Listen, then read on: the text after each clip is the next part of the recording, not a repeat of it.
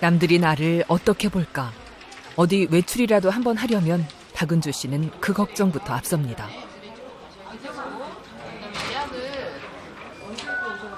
아프면은 자세를 바꿔요. 아니면 일어나 서 있든가 자세를 바꾸든가. 나는 몸이 통증이 내 나름대로 통증이 와가지고 내가 그러네. 남들 보기에는 아마 좀 왜 저렇게 불안해할까 아마 그럴 수도 있을 거예요.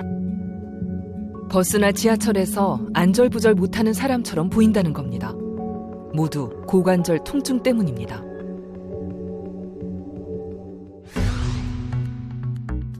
고관절은 골반의 좌우 양쪽에 자리합니다. 공처럼 생긴 대퇴골의 골두와 이 골두를 감싸는 골반뼈 부분에 비구로 돼 있습니다. 고관절 뒤쪽으로는 여러 개의 근육이 있어서 고관절의 운동을 안정되게 지탱해 줍니다. 우리가 앉고 걷고 달릴 수 있도록 해주는 고관절. 하지만 여러 가지 이유로 이곳에 혈액이 제대로 전달되지 않으면 뼈가 썩기도 합니다. 무서운 질환으로 돌변할 수도 있습니다.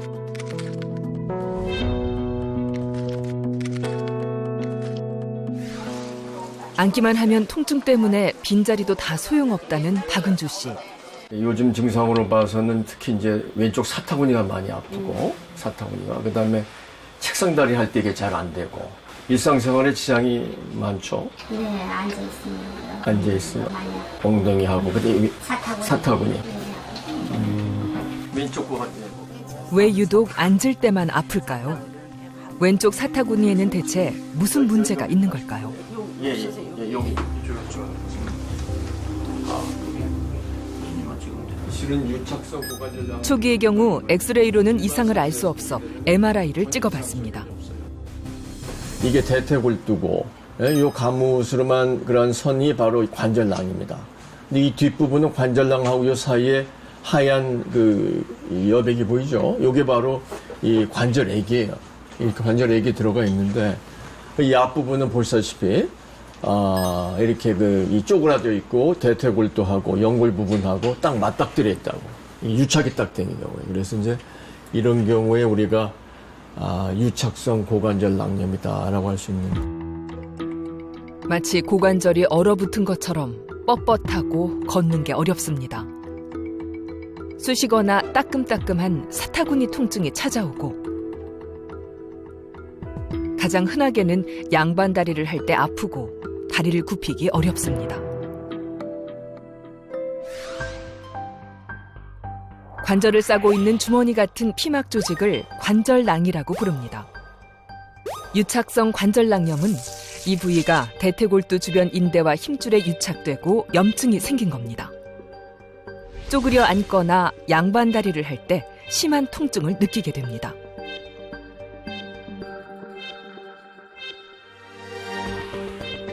어깨 통증 질환 중에 오십견이라는 것이 있습니다. 오십견이 발생하는 부위가 바로 관절낭입니다. 어깨의 오십견이 고관절에 찾아온 것이라고 볼 수 있습니다.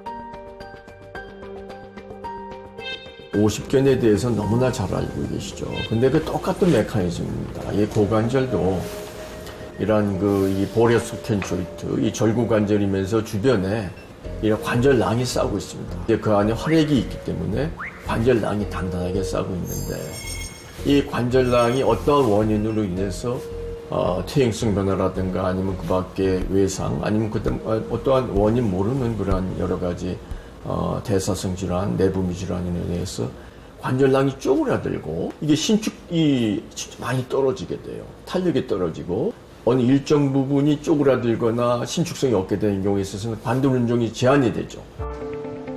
흔히 오십견이라 부르는 유착성 관절낭염은 어깨에만 발생하는 것으로 생각하기 쉽지만 최근에는 고관절에서도 자주 발생하고 있습니다. 유착성 관절낭염은 비수술적 치료가 가능합니다. 그중 효과적인 것이 약물 주사 치료입니다. 지금 요 관절낭이 다른 분들에 비해서 아주 좀 좁아져 있어요. 이게 스페이스가. 그래서 이제 요 사이로 저희가 주사요법을 시행해서 약물을 주입하도록 하겠습니다. 힘 빼십시오. 약물로 염증과 통증을 줄이고 관절을 부드럽게 해줄 수 있습니다. 초음파를 보면서 관절 내의 정확한 위치를 찾아냅니다. 약은 한 4가지 정도를 섞습니다. 이 관절을 윤활도를 좋게 하는 그런 약을 하나고, 그다음에 이제 스테로이드를 해서 이 부분에 이제 염증이 있는 거를 낮춰주는 약. 가장 강력한 그 항염제가 스테로이드입니다. 이쪽에 관절에 찌꺼기라든가 녹여줄 수 있는 그러한 그 효소제를 같이 섞어서 한 4가지 정도 약을 섞어서 이 관절낭 내로 일으킨 사변으로 정도 관렸습니다. 주사 치료만큼 중요한 것이 운동입니다. 아프다고 근육을 쓰지 않으면 근육이 위축되고 점점 굳어지기 쉽습니다. 할 때는 어떠세요? 쪼그라든 관절낭 주변을 풀어주며 운동을 해야 치료에 도움이 됩니다.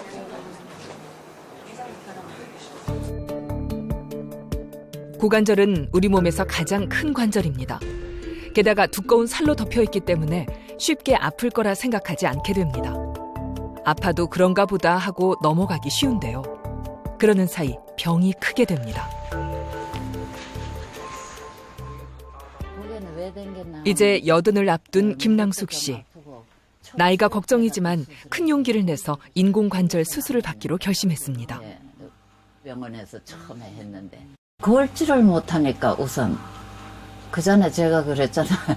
이제 이 나이에 뭐 얼마나 살라고 수술하고 하겠어요. 어지간만 하면.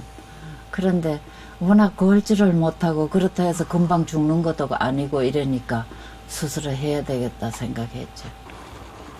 절뚝절뚝 걸으면서도 부엌 살림은 다 했는데 한 발짝 내딛는 것이 고통이었습니다. 보면은 그냥 이렇게 여기가 좀 무지하면서 아프더라고요. 그래서 뭐 그러려니 했더니만 어느 날 갑자기 이렇게 디드니까 막 이 신다리 살같이 막 째지는 것처럼 막 그렇게 아주 심하게 아파요. 몇 달 전부터 상태가 악화됐습니다. 서서 허리를 굽히는 동작은 아예 할 수가 없고 지팡이 없이는 걸어 다닐 수 없었습니다. 엑스레이를 찍으면 고관절이 이렇게 동그랗게 이렇게 나오잖아요. 그런데 요 짝은 동그랗는데 요 짝이 조금 찌부러졌더라고요. 내가 보기에는. 고관절 뼈가 찌부러졌다니 그게 무슨 말일까요? 정상적인 고관절은 대퇴골두와 대퇴골두를 감싸는 비구로 이루어졌습니다. 그런데 김랑숙 씨는 비구가 대퇴골두를 제대로 감싸주지 못하고 있습니다. 이게 비구 부분이 이렇게 이제 구멍이 빵 뚫려 있습니다만은 깊이 이 부분 아주 얕아요. 얕아서 다른 부분에 비해서 이 관절이 요만큼밖에 감싸지 않은 거예요.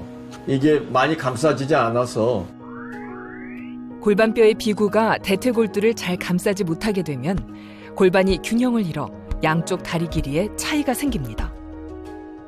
결국 비정상적인 고관절 운동으로 인해 자기도 모르게 절뚝거리며 걷게 됩니다.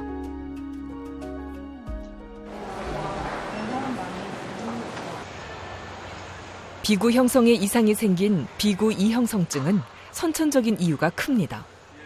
젊을 때는 뼈나 연골이 튼튼해서 아픈 줄 모르다가 나이가 들면서 퇴행성 변화가 나타납니다. 걸을 때 약간 안짱다리를 하면서 해서 이 골반 부분에 이 속개 부분에 가능한 한 대퇴골대 닿는 부분을 밖에 나가 있던 부분을 이렇게 안쪽으로 집어넣어갖고 많이 감싸주려고 합니다. 그래서 이제 다소 이렇게 안장걸음을 많이 하는 경우가 많죠. 이미 연골이 많이 닳아있는 상태. 자기 뼈를 살려서 쓰기는 어렵고 인공 고관절 수술을 해야 합니다. 손을 엄청 오래 씻으시네요. 예, 저희가 워낙에 이게 손은 항상 그 5분 이상 좀 해야 됩니다. 감염 예방이 제일 중요해요. 일반 염증이 생기면 항생제 쓰고 그다음에 그러면 다 낫는데 이 인공관절 같은 경우라든가 아니면은 이 인공물 겉에 저게 생겨. 그 막이 생겨, 막이. 그게 항생제를 아무리 퍼부어도 그 막내를 침범이 안 돼요. 예? 침범이 안 되기 때문에 그게 균을 죽일 수가 없다고. 그래서 결국은 인공관절을 뽑기 전에는 이 해결이 안 되는 거예요. 인공관절 수술은 늘 세균과의 싸움을 각오해야 하는 것입니다. 자, 한번 수술 한번 잘해봅시다.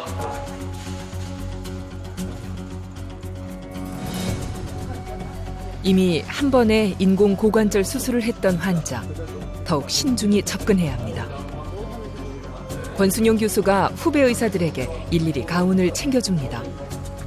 감염 발생을 줄이기 위해 수술복 위에 조끼를 더 입는 겁니다.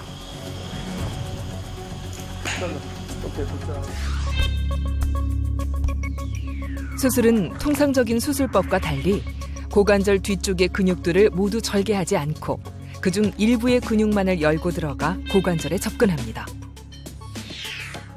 먼저 많이 달아있는 대퇴골두를 잘라내고 제대로 형성되지 않은 비구를 모양에 맞게 갈아냅니다.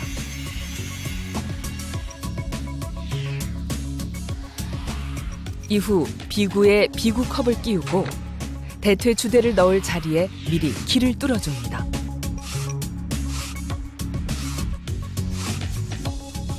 그런 다음 인공골두를 끼운 대퇴주대를 넣고 비구컵과 연결합니다. 다리가 잘 움직이는지 확인한 후 수술 부위에 피가 고이지 않도록 배액관을 넣고 봉합해줍니다.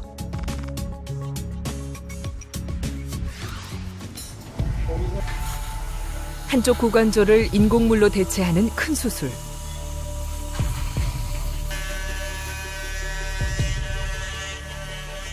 수술은 먼저 대퇴골두를 제거하는 것으로 시작합니다.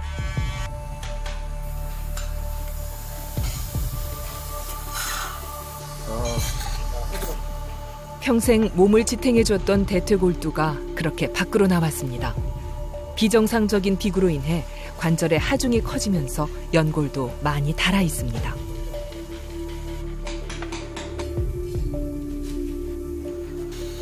기구를 넣어 비구 부분을 모양에 맞도록 갈아줍니다. 지금 일단 매달리셔야 하는 거거든? 조심하고 나이프 들어갈 때는 이번에는 대퇴주대를 넣어주기 위해 미리 길을 만들어 놓고 골두의 크기가 적당한지 임시 골두를 집어넣어 자로 재며 인공관절의 크기와 길이를 계산합니다.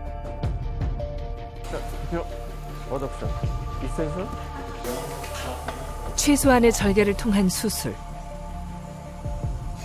마지막으로 환자 뼈 크기에 맞는 세라믹 골두를 넣어주고 다시 비구 컵과 연결해 인공 고관절을 완성합니다. 플렉션? 자, 플렉션. 플렉션이 아주 잘 됐어. 뼈도 충분히 커버리지 되고. 인공 고관절이 제대로 자리를 잡았는지, 관절 운동은 안정적이고 부드러운지 다리를 돌려보며 확인해주면 수술은 마무리됩니다. 이 대퇴골하고 그다음에 비구부하고 이렇게 이어지는 이 근육이 5가지가 있어요. 5가지가 있는데 저희가 근육이 아래쪽에 있는 한 부분만을 가볍게 쌍자근이라 그러는 부분의 하부만 절제하고 나머지 근육은 다 살리는 방법으로 이렇게 수술이 진행됐습니다. 통상적인 수술에서는 고관절 뒤쪽의 외회전 근육들을 대부분 절개해 진행합니다. 하지만 권 교수 팀은 근육의 80%는 최대한 보존하고 20%의 근육만 열어 고관절에 접근했습니다. 출혈이 적어 회복과 재활에도 효과적입니다. 이 근육의 기능이 고관절이 뒤로 탈부되는 것을 방지하고 이런 관절이 이렇게 되는 경우에 있어서 우리가 내리막길을 걷는다거나 아니면 딱딱한 곳을 걷는다거나 아니면은 무거운 물건을 든다거나 그런 데 있어서 이게 완충이 되게끔 그래서 완충해서 관절력을 보호하게 됩니다. 근육이 쿠션과 같은 역할을 하는 겁니다.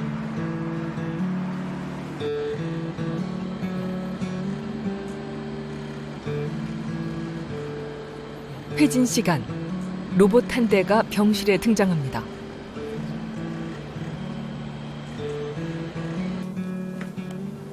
수술한 지 일주일째.